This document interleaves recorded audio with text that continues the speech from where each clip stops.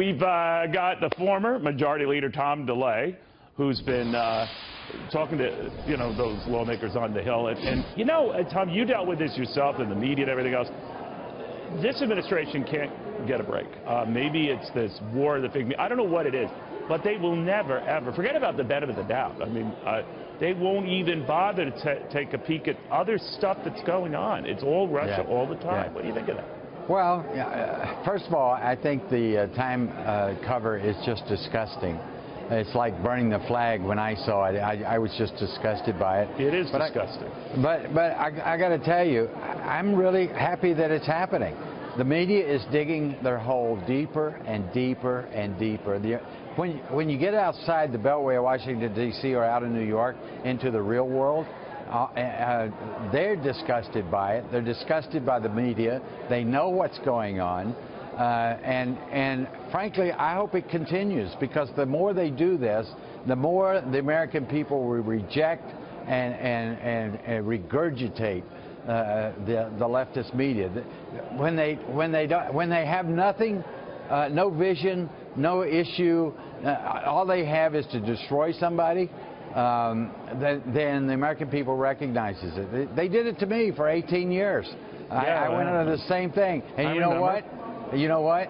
I was a better man. I was a stronger man. I was closer to my Lord because of it. And so I hope it stays up. I know Trump doesn't want it, and his staff doesn't want it, but I hope it keeps going. And by the way, you went on with Dancing with Stars, so enough said there. Let me ask you though. It's interesting to me that right now there's this hot debate back and forth about investigations, and that this is going to be like Watergate and all. Forget about the comparisons are wanting, but that is the way it's preordained. And then I hear of this Democratic confab where they were polling about how mentioning impeachment is helping or hurting the Democratic Party. Forget about whether it's helping or hurting the American people. It was very overtly political. How is it weighing on us? That told you all you needed to know. Yeah, I got to tell you, it's amazing to me that the Democrats are so stupid that they would bring up impeachment this early based on nothing. They're based on nothing. Now, they're lying, and the only thing that the president needs to worry about is a Justice Department that's against him, just like me, and they can't find anything going wrong. Then they go to the things that gives them,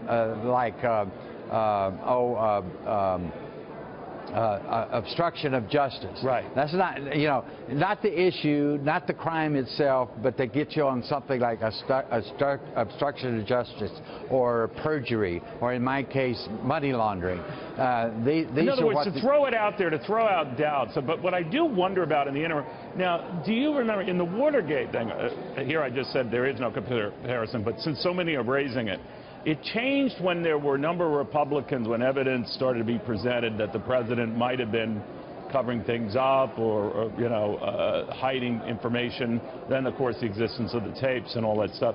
But what would it take to change the dynamics in that? It would take Republicans, right? Well, and this is a strategy of the media and the Democrats. They're trying to make it so hot in the media. There's some weak Republicans here in Congress and on the Hill, and when it gets so hot they start running from Trump, then Trump is in trouble. Are we at that stage yet? What do you think? No, not even close. Not even close.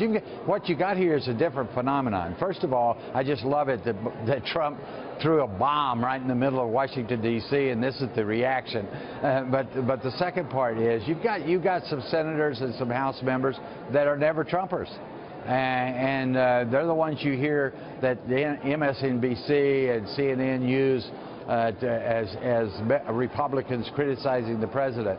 But by and large, I've been here for 3 weeks, and by and large, most of the members appreciate what Trump is doing, what he did just yesterday in Venezuela, where he's going, his foreign policy, all of these things, and they're constantly telling me Hillary is not there. At least it's not Hillary, or we'd be discussing the destruction of the Constitution.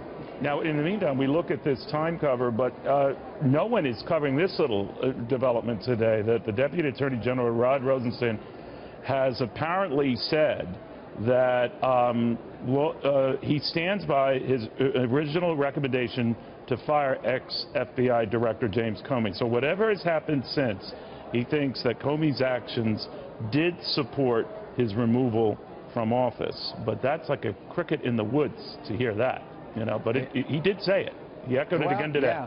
You know, I wish Trump would have just come out and tweeted or whatever, go to his base and go to his supporters and say, look, there's a lot of reasons for me to fire Comey, but the most important reason is that he did not prosecute Hillary Clinton back in June or July. And that's the reason enough to fire him, and then drop it and go do his job. Yeah, he can't drop things, though, Tom. That's what I'm noticing. That's a problem. Have a good weekend, Tom. Very good seeing you. That's the rookie in him. Yeah, who knows? We'll see what happens.